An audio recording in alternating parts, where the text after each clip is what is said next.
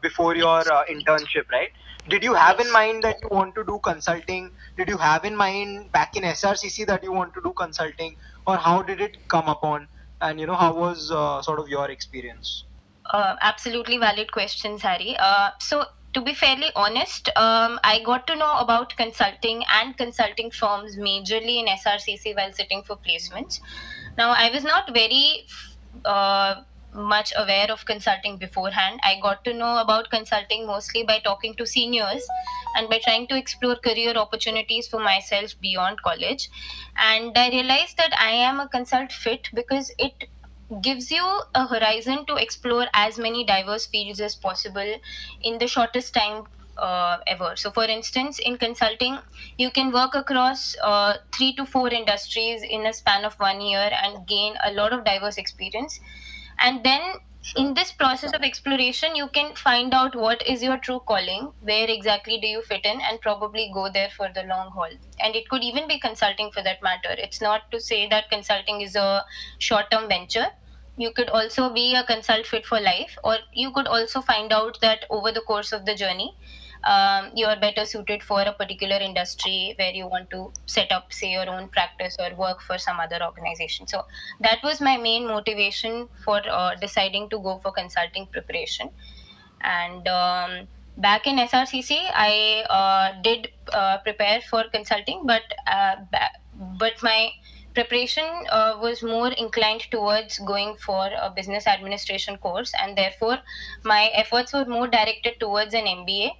And after getting through in IIM Bangalore, that's when I decided to actually go for consulting and solidified my practice by forming a case group and by practicing cases and sitting for consulting firms along the lines of McKinsey, Bain, BCG, and so on.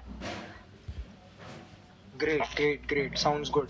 So, I think, like a lot of people like myself, we come to know about obviously consulting through our seniors and, the opportunities that come in colleges, but a lot of places like the top tier consulting firms might not go.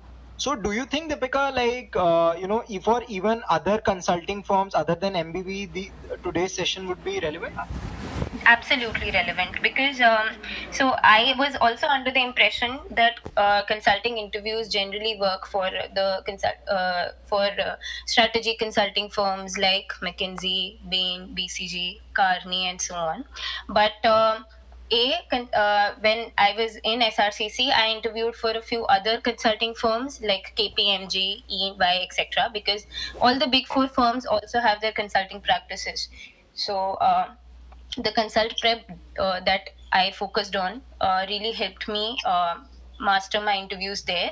And secondly, consulting is consult prep or case prep is not just relevant for consulting but also helpful as a problem solving skill for every other sector that you work in.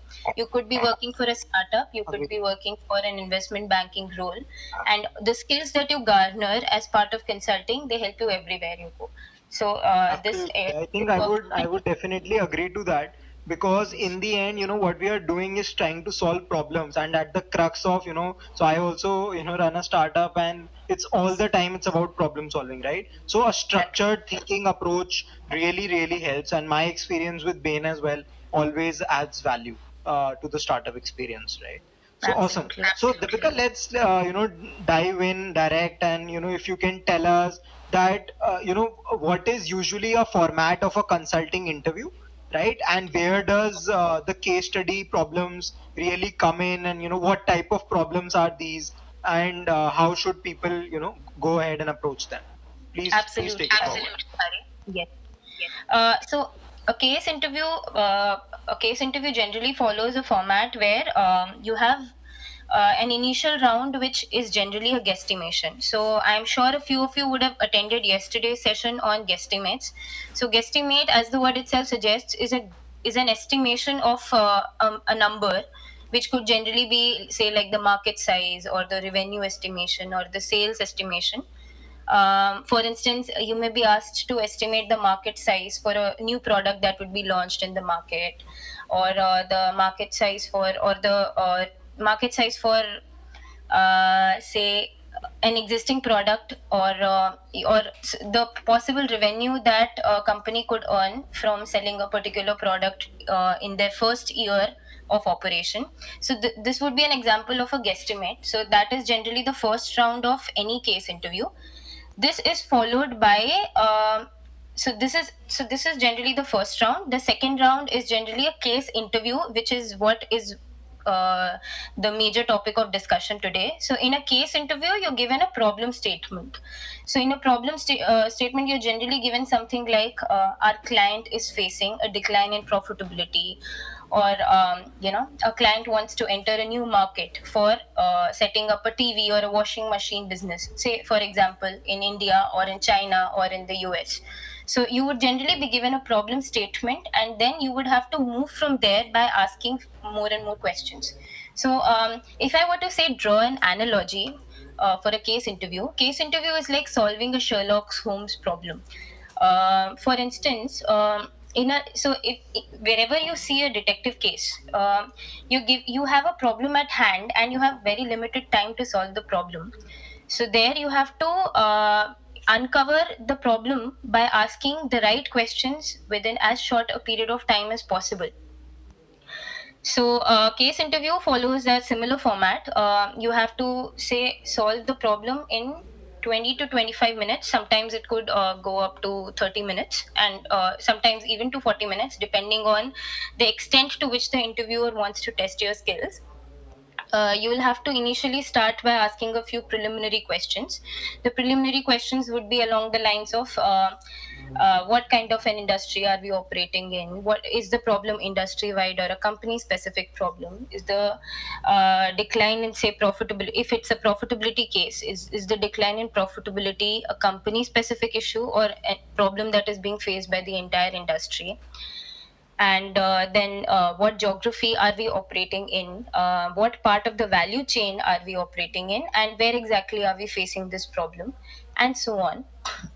And once you're done with asking these preliminary questions, you have to step back, take a moment to synthesize the case, and whatever facts you've uncovered so far, and then you have to from there proceed in a structured way to solve the problem. Harry, just let me know if I'm going a bit too fast, or wherever you think I should slow down.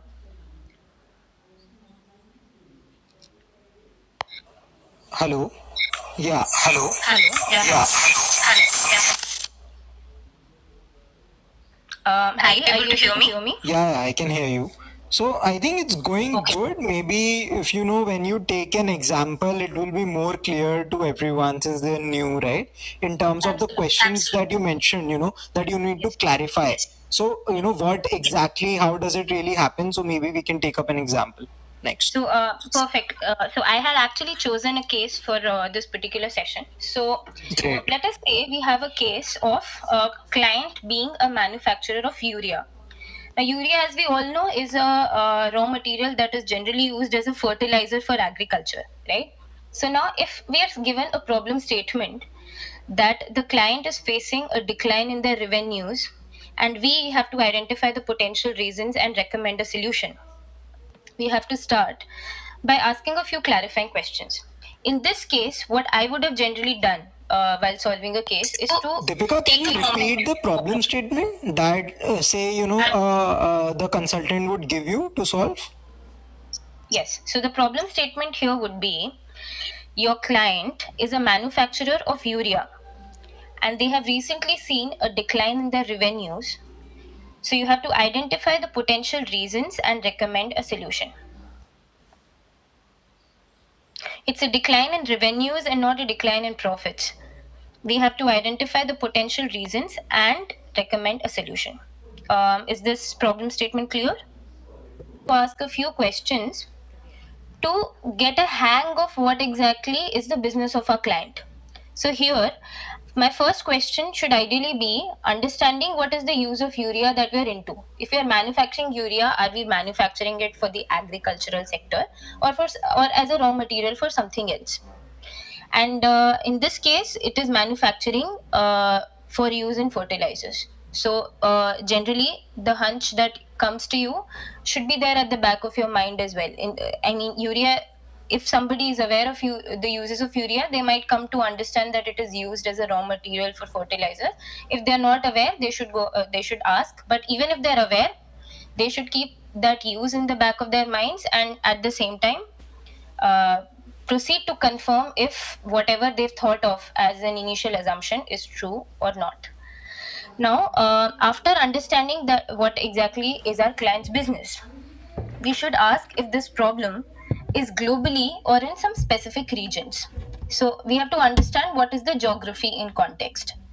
And secondly, we should also understand what is our relative position in that market wherever we are operating. Now, the answer for this question is that the client, who's a manufacturer of urea, is located in India and manufacturing in 4 states of North India, and is also a leading player in the market, which means that we have a sizable market share. Now, the third question that we should ask is whether this decline in revenues is specific to us or is it an industry wide trend? Is it a problem that all the other players in the market are also facing, or is it something that is specific to us? Because that would help us in narrowing down the problem to market related problems versus company specific problems, which could be demand versus supply side issues. Now, in this case, our client is the only one seeing decline in revenues.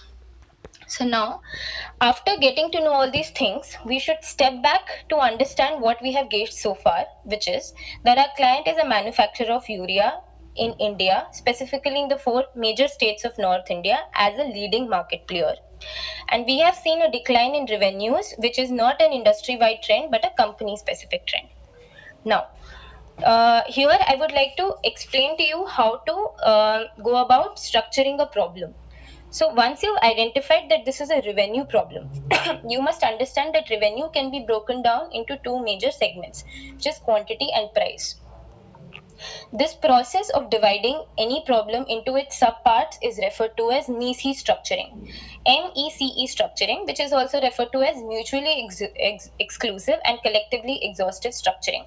Now, the idea behind MECE structuring, which is very important for case interviews, is to be able to break down a problem into its component parts such that you don't miss out on anything. So, for instance, I know that revenue comprises of only price and quantity. So by dividing it into its 2 logical parts of quantity and price, I can further drill down and see where exactly is the problem lying. It could be a problem where price is not in question. Alternatively, it could be a problem where quantity is not in question. So here again, after structuring the problem into price and quantity, I have to go and ask if it is a quantity based problem or a price based problem. In this case, the issue is because of quantity and not because of price, which we get to know by clarifying with the interviewer. So now the quantity decline could be due to several reasons. In this particular case, the interviewee can ask if it is due to a fall in the number of customers. Is it because of the fall in the frequency of purchases by a customer, or in the quantity demanded or the ticket size of each customer? These are 3 ways in which you can break down the quantity decline. You could also break down quantity decline into other factors. For instance, an alternative way of looking at the problem is saying that it could be a demand side issue or a supply side issue, where either the market is not demanding enough or we are not able to produce enough. In this particular case, if we are looking at the 3 buckets that I mentioned, that is either a fall in the number of customers or a decline in the frequency of purchases by a customer, or in the number demanded by each customer, then the interviewer tells us that there is an overall decline in demand. Harry, just let me know if I'm proceeding a bit too fast, or is the pace sufficient enough for people to understand?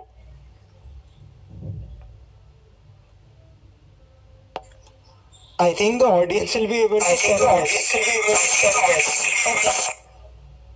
Yes, I think I'm able to get some feedback that the Correct, pace correct, is correct.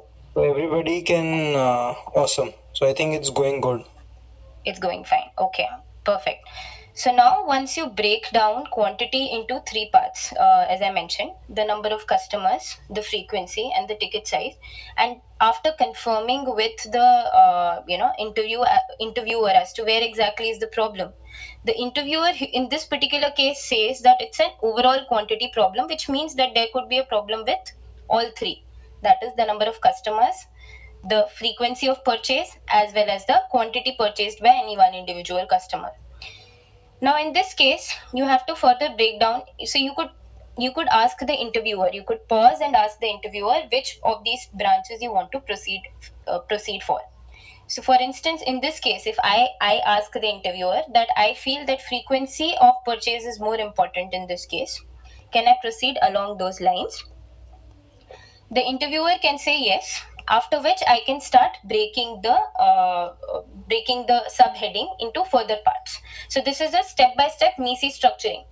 First, we broke down revenue into price and quantity. Then we broke down quantity into the number of customers, the frequency of purchase, and the ticket size.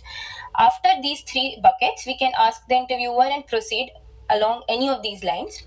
In this case, it would be proceeding along the lines of frequency. So after I ask the interviewer and decide to go for frequency, I would break down the problem into further parts. Now, there are certain general frameworks that can help you while solving a case problem. So, for instance, you may have heard of something called 4Ps in marketing. 4Ps of marketing are product, price, place, and promotion. While the price part of it has already been taken care of when we see revenue into price and quantity, we can look at the other three P's while analyzing quantity. So, for instance, the product, the place, that is distribution, and the promotion, which is to do with branding and substitutes and so on. So in this case, if you want to analyze why there has been a decline in the quantity demanded, it could be due to reasons relating to the product. Say for instance, the product is not of a good quality, or that there has been a decline in the need for the product. It could be because of distribution, that the distributors are not effective enough. They are not pushing our product and instead they are pushing for alternate substitutes. Or it could be a problem with the promotional aspect, which is branding and sales and marketing.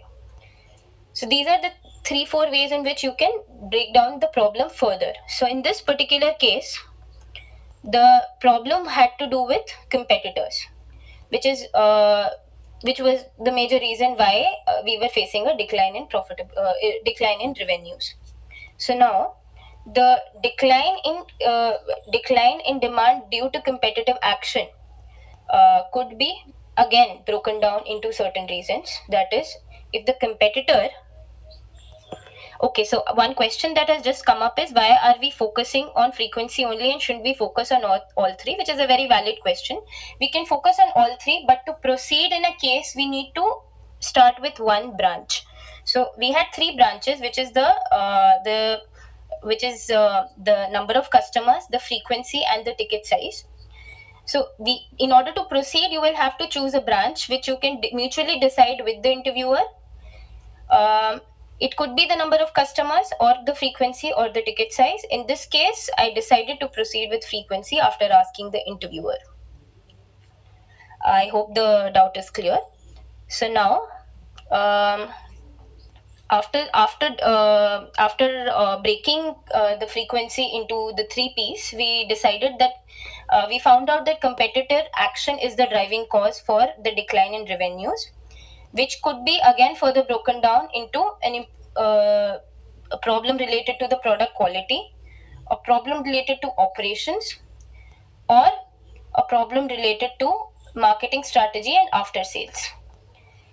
Once I ask the interviewer what exactly is the reason for the decline in demand amongst these three reasons because of competitive action, I'll get to know from the interviewer that the competitors have colluded and launched a new promotional campaign, which is basically a campaign called Krishi Mela, which has gained popularity. And because of this new campaign, our client has been seeing a decline in revenues. So this helps us in understanding that this was a marketing related issue or an issue related to promotion. something that our competitors were doing, we were not able to execute that in our own organization. So as a result, you have to now sit and analyze what exactly could be possible solutions from a promotional perspective, as well as from some out of box perspective as well, that you can suggest to your client. So a few recommendations that we can give at this point of time after synthesizing the case so far is that, given that urea is a standardized industry, we can also get into organizing these melas and fairs to distribute freebies. We can explore other promotional schemes like discounts on products, have innovative tie ups with complementary product manufacturers, and also rebrand the product. We can explore advertising campaigns like wall paintings, graffiti, digital media, and so on. And we can also tie up with retailers and forge long-term contracts with them. And as of now, since we're only operating in 4 areas in North India, we can also explore new markets and geographies. So now what happened in this case is that we started with breaking revenue into price and quantity, and then we broke down quantity into 3 buckets, and then we decided to move along a bucket, and we used the 4P strategy, of which price has already been covered. So now we're looking at product promotion, and we're looking at distribution. So all these 3 buckets, we're trying to benchmark against our competitor to see where exactly are we lacking, and we find out that promotion is the area where our competitor is able to do better than us. And based on this insight, we're able to offer some recommendations and also use whatever information we have gauged in the past, that is during our preliminary questions, to give a recommendation such as exploring in new geographies and new markets. So I hope you were able to understand how exactly to proceed in a case interview by breaking down to its logical components and arrive at a structured solution and give recommendations.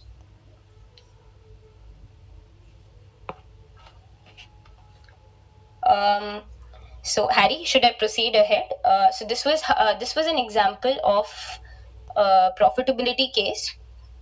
There are other kinds of problems that are also asked in case interviews. So, for instance, you could also be asked problems such as setting up a new business or entering a new market, such as the US market or the Chinese market, and so on. There could be problems related to forming a growth strategy, reaching a break even point in the next 5 years. There could also be unconventional cases. So there are there are infinite number of problems that you can go and proceed ahead while practicing for case interviews, and there are a number of good resources also available online. I have also shared a few resources with Harry and the chatbot team that shall be shared with all of you post the session. So I think you can go and practice from those resources as well. Some resources that were particularly helpful to me during my case interview preparation were Case Interviews Cracked and the IIM Ahmedabad and IIM Bangalore Consulting Case Prep books. Now, Case Interviews Cracked is a book that was written by 2 IITB alumni, and the book has been written in a very easy to understand format, such that it introduces you first to the world of consulting, helps you understand how to prepare for consult interviews, and then proceeds by giving you interview transcripts where you proceed from one question to another to understand how to really move in such a way as to arrive at the answer in a logical fashion. So some of the best cases where you can see MECE, that is mutually exclusive and collectively exhaustive structuring, are present in that book. And then of course there is the IIM Ahmedabad and the IIM Bangalore consult books that helped me a lot for my case preparation. There is no dearth of content available online, but while beginning to prepare, you should start with 1 book or 2 books at most, so that you're not confused, because generally the authors also have their own way of structuring a problem, and because you can look at a problem from different angles, you will find different kinds of structures in different books. So it's better to start with 1 or 2 books initially and then move on to more.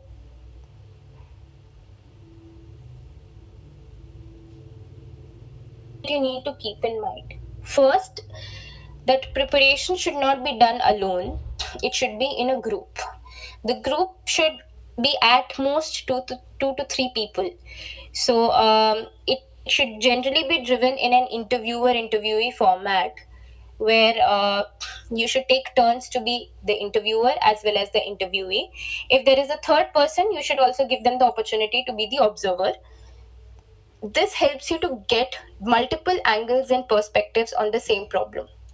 You can get to see the same problem as an interviewer, as an interviewee, as well as an observer, and see how your perspective changes when you don the hat of these three different roles. Once you begin forming, once you formed your group, you should start preparing at least 2 to 3 weeks before the final interview. And in fact, generally you have at least a month to go before your interviews happen. In case you do not, you should, with whatever time you have, you should make sure that you have at least 3 to 4 cases practiced every day, both as an interviewer as well as an interviewee. And then you should also, this you could have taken while solving the case. You should have generally have an A4 sheet that you can use horizontally or vertically depending on whichever dimension you are more comfortable with. You should apportion it into parts, ideally. I mean, of course it depends on your comfort zone as well, but what generally helped me was apportioning a sheet into parts such that I can keep some part for preliminary questions, some part for the MECE structuring, and some part for recommendations.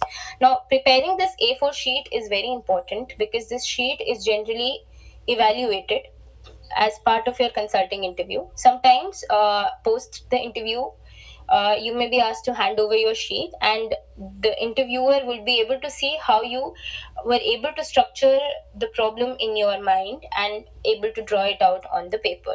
So the A4 is also taken as a communication of your problem solving skills. And now I'd like to talk about a few do's and don'ts on preparing for case interviews. Now, firstly, after forming the group and after beginning to prepare, you must be aware of few basics of key industries. As a consultant, you would be exposed to a wide array of industries and not be fixated on one or two industries, because of which you will be, you will have to have at least a basic understanding, if not a lot, of every industry, because every industry it functions very differently. The pharma industry is very different from, say, the oil and natural gas industry, and the value chains that work across these industries are also very different. So while it is not mandatory, but it is ideal to prepare for different industries, not in depth, but probably have a one pager ready for the major industries that you can think of, so that you can be aware of what kind of a value chain is present in these industries, and what kind of metrics and key result areas are present in these respective industries. One of the examples of a good site where you can get key industry insights is IBEF, which is the Indian Brand Equity Foundation. You can easily check on their website and see the kind of insights that they offer on each and every industry. Now, getting a hang of different industries will help you offer customized answers while preparing for your case interviews. So, for instance, once you're able to ace the MECE way of solving a problem, you should also be able to give out of box solutions that help distinguish you from other interviewees who are also applying for the same firms. So, having a hang of what are the basics of key industries will probably give you an edge over other interviewees, because there you will be able to offer your unique insights based on your knowledge of these industries. Now, case interview. Deepika, a quick question. Yes. So how do you think people can, students can understand various industries? What would be your approach to understand the basics of all industries, like you mentioned? Okay, so my approach, my approach in this case would be to probably talk to people who are working in different industries. Having been able to study at IIM Bangalore, I got an opportunity to also interact with people who are working in different industries. People who had in the past worked, say, in the oil and natural gas industry, people who had worked for pharmaceutical companies, and so on. Not just that, you will also get to you will also generally, while preparing for consulting firms, you'll also be assigned mentors and seniors who have previously worked across industries. So they are also a very good source of information to help you understand different industries. And when we talk of understanding industries, what are the three four things that you should know about each industry? Is A, you should know the value chain, which means how exactly does sourcing, logistics, distribution, branding, all of this work in different industries. Apart from this, you should also be aware of certain metrics that are used in different industries. Say, for instance, what kind of so for if you're looking at financial ratios, what kind of financial ratios, what kind of debt equity ratios, etc.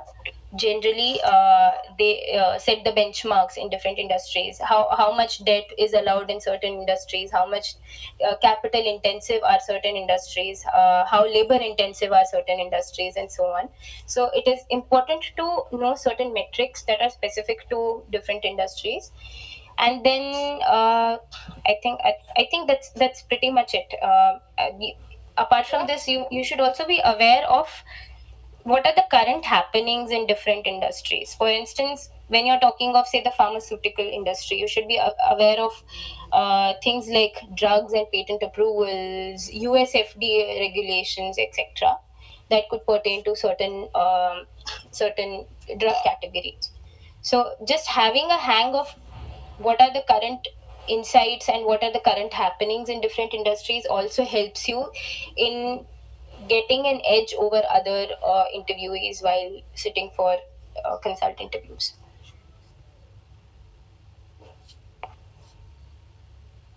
Harry, are you there online?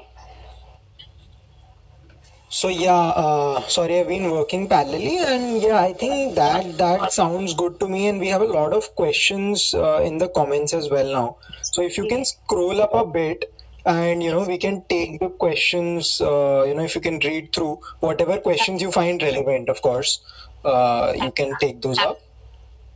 Absolutely. Okay. So there's a question. Okay, there's a question. Can't we solve the case without four P's? Well, that was just an example of a framework that came to my mind because of familiarity. But it is not necessary to have the four P's or or any specific framework in mind. What is important is to be able to break down the problem in such a manner that you can create mutually exclusive and collectively exhaustive buckets. It should be such that you do not miss out on anything. And a framework like 4Ps can help you doing that. So it is wise to and advisable to probably go through these frameworks, but it is not necessary that you need to always use these frameworks in case interviews. Uh, Now, apart from this, okay, so the name of the book. So I took this case from I am Ahmedabad's case interview book, but the book that I had mentioned before that was Case Interviews Cracked, and that shall be shared with you by the chatbot team. Correct. So we Uh, have consulting community made, and guys, I had earlier shared the case interviews cracked. Now I'll share the I am Ahmedabad casebook also today. So make sure that you are in that group. If by chance any of you are not, you can always WhatsApp me. So on the home screen of the app, you see a feedback button on bottom left. So you can click on that. That redirects to my WhatsApp. So you can tell me in case you are not in the group and you want to be. Please go ahead, Perfect. Deepika. Yes. Then there's a question on. Okay, just a second. What kind of financial knowledge is necessary for those who are not from a commerce background? So there is not no specific financial knowledge that can probably be tested. You should be just aware of things like revenue, profitability, cost, major components of cost. For instance, cost can be broken into fixed, variable, and semi variable costs. Again, in fixed costs, you should be able to look at what are the major buckets, like what kind of costs are fixed costs. So salaries, for instance, is an example of a fixed cost. Rent is an example of a fixed cost. Interest is an example of fixed cost. So you don't need to have a lot of financial knowledge, but just the bare minimum in terms of being able to skim through financial, say for instance, being able to make sense of what are we saying if you're talking about capital requirements for a company, what are we saying when we talk of profitability decline, what are we saying when we talk about semi variable, variable and fixed costs. Just enough to be able to maybe enough to be able to read through financial news. I think that would probably be a level of financial knowledge that can not just help you in consulting but help you in general, because financial knowledge is not something that you just prepare for consulting. It helps you elsewhere as well. So it is good to be versed with just bare minimum financial knowledge that can help you understand financial news and happenings around you. That's all. Okay, so that was one question. Now, is it possible for an off campus student to get placed in MBB direct after college? So, I think it is possible, but you will have to share your resumes with the recruiters and get in touch with the HR of those respective companies. So, I'm not sure if I'll be able to answer that question. Then, can you again mention the website of Body for K Industry Info? Okay, so the website is India Brand Equity Foundation, IBEF, IBEF. Okay, I'll also share the I am Bangalore casebook and case interview script as well. Is consulting mainly for marketing majors, or is it equally open to finance and analytics majors? It is. So consulting is industry agnostic. Consulting is not something that is you know that recruits people only from marketing. I think you may have probably thought of it because I use the 4P framework, but that's not really true. um, Consulting looks for diverse and holistic backgrounds, and even for the candidates that they choose, they don't choose them for their expertise in one field. They choose them for their overall holistic personality, which is they should be people who not just have an academic bent of mind but also have some extracurricular exposure, people who have participated in different kinds of activities and who are generally enthusiastic about problem solving and learning. So consulting is not just for marketing. It is equally open to everybody. It's even open to people from other diverse backgrounds, people who are say psychology majors and people who have done say who have had a history background in say history or economics and so on. Then for students from engineering background, are there scopes to enter consulting sector after graduation, or is it like that only after MBA? The answer is no. You are easily you can apply to consulting sector even after graduation from your colleges. There is it's just that MBA probably gives you more opportunities, but it's not true that you can get into consulting only after MBA. You can get into consulting even after engineering. And what are the other skills that recruiters look for on an applicant CV applying for consulting jobs? So generally, the interviewers look for a balanced resume. They do not just look for academic proficiency. They look for your exposure to extracurricular activities, hobbies, say sports, for instance, music, for instance, dance, for instance, and say volunteering for programs, social work, and entrepreneurial ventures, activities. So they look for a holistic exposure. They do not look for any one particular thing. They would like to see a resume that's balanced in all aspects.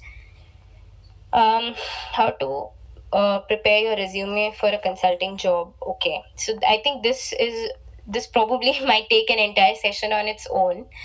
I'm not sure if there is a session that will be held on it, but in general, I think the idea is to just be able to balance out various elements on your resume such that there is nothing should seem like uh, one thing that is dominating. So, for instance, you should have leadership. You should also have exposure to extracurriculars.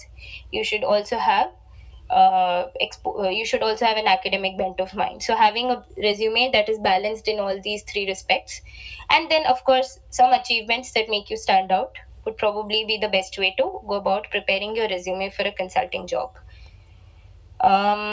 Belonging to an engineering college, how can we approach consulting firms? So I think the way to approach it is probably contact the HRs in these respective organizations, and if they visit your college, I think that would be something that the recruiting cell or the placement cell of your college that can take up to make sure that these firms also visit your campus. um, I think I think that's pretty much it. I mean, related to the session, there are other questions as well, as I can see. But if we were to talk of questions related to the session, I think these were the ones majorly. So I'll stay online. I'll see if there are more questions.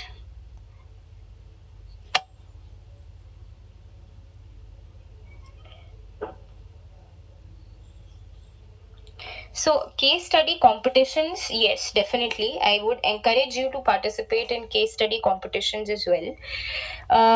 Because case study competitions are also problem statements where you have to, break down the problem into its component parts, and look at each segment structurally and logically, and be able to communicate solutions. So, it may not be exactly what consulting firms do, but yes, it will definitely help you give a hang of what consulting firms do, and it will also give you industry specific exposure. So, for instance, even I got the opportunity to participate in few case competitions when I was in when I was doing my MBA.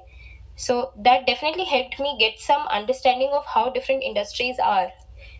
Say how the FMCG industry is, say how the cosmetics industry is in India, and so on. So yes, it is advisable to go for case study competitions as well. So there have been multiple questions about Victor Cheng. Yes, you should probably definitely go through all the videos of Victor Cheng's case interview preparation, and look over my shoulder as well, LOMS. I'm not sure how. So I've not really followed the videos, but I've heard that they're extremely good and helpful in understanding how to go about interview preparation. So yes, you can definitely go through them. I would not myself recommend them because there are not sufficient cases to practice. So you may have a few cases in LOMS, but I think from a rigorous case preparation point of view, it is better to look at more Indian case books. So case interviews cracked, IIM Ahmedabad, etc. are case books that pertain to India and set up in the Indian context. So it might be helpful for you to probably go through these books. Okay. Is there any GD round for campus consulting placements? So not for the so again, within consulting you have many different kinds of firms. So if you are looking at just McKinsey, Bain, BCG, then GD round is probably not a round that they take for campus consulting placements. But then there are other consulting firms such as Oliver Wyman.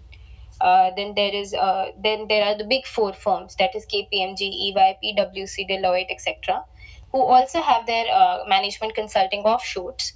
So yes, they will definitely have a GD round for campus consulting placements. So it depends on which consulting firms are we talking about, but it is also advisable to probably prepare for GDs again, not specifically from a campus consulting perspective, but from a general placement perspective. Now, can you share a framework for market entry problems? So, market entry generally has multiple kinds of frameworks that you can go through. The ideal way that I would recommend for going through market entry case problems is to take a problem. Say, for instance, let me give you a problem as a homework. Let's say that you want to set up a new hospital chain in India. Now, to understand the hospital industry, which is something that some of you may be familiar with, some of you may not be familiar with, list down all the possible questions that you can think of. Where do we want to set up this hospital chain? What kind of capital investment are we willing to take up? And what geographies do we want to set this up in? What is the metric that will help us decide whether to set this up or not? For instance, do we want to break even in the next 5 years or 10 years? Do we have enough resources to be able to sustain till then? Do we want the hospital chain to start working in the first year itself and churn in profits? So what kind of a metric are we looking at? And then you can, after listing down all the questions you can think of, start bucketing them into different categories.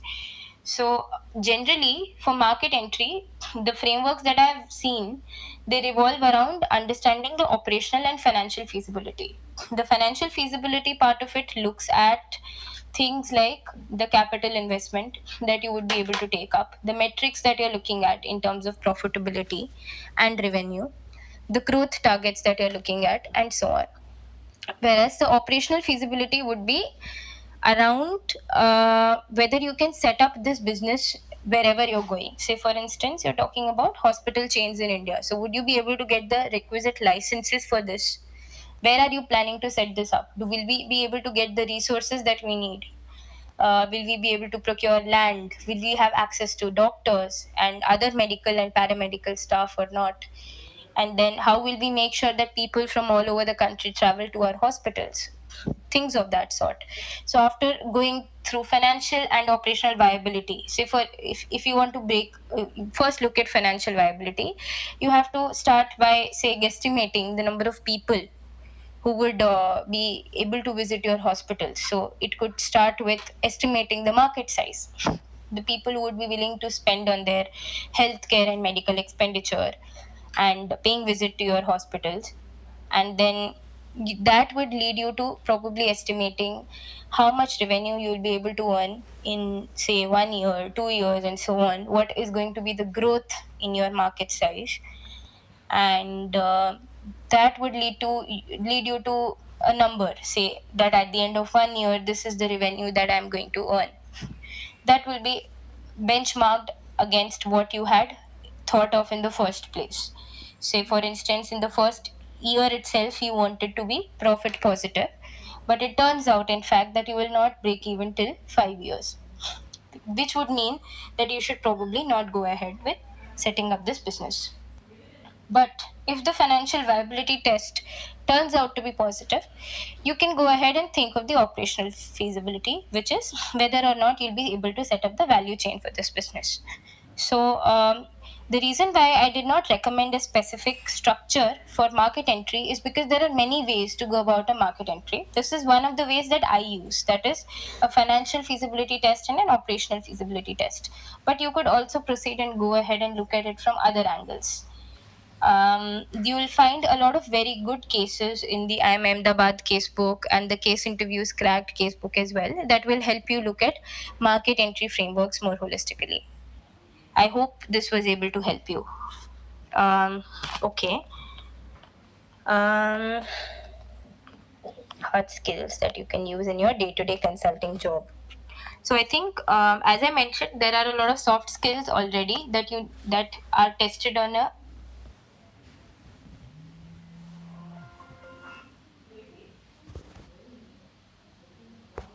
and gate.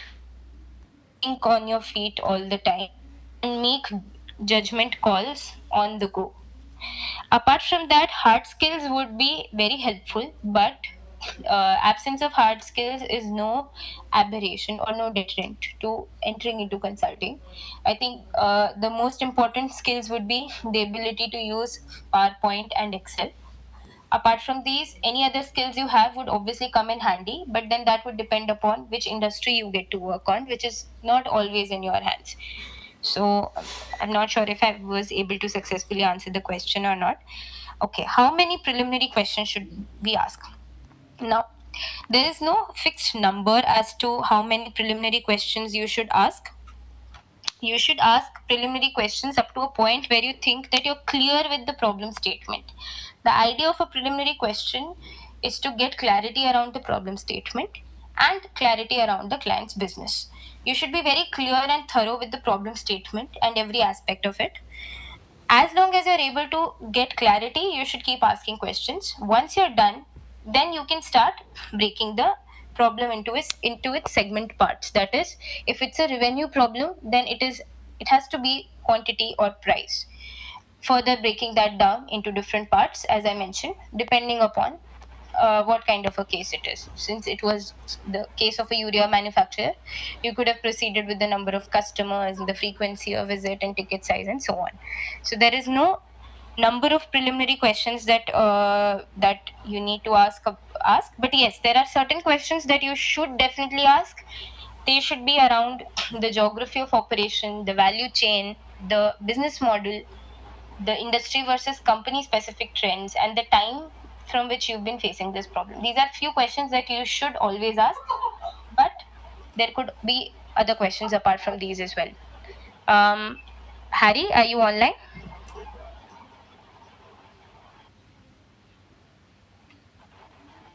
Yes, Deepika, I am, and but I think you almost answered all the questions and pretty good. So I think just a minute left. So thank you so much for coming, and I forward the resources that you shared to the group as well, right? And still I see a lot of people online. So thank you guys for coming. Hope you understood everything Deepika shared, and it was a valuable session. Please give your feedback right now or later whenever you want. Perfect. Thanks a lot, Harry. Thank you for all of you for patiently listening to the session as well. And I hope you were able to understand whatever I shared. And if you have any other questions, you can forward them to the chatbot team and to Harry. And I think I'll try to answer as many as possible from there. That's awesome. Nice of you, Deepika. Thank you so much. Okay. Bye bye. Bye. See you. Bye. See you.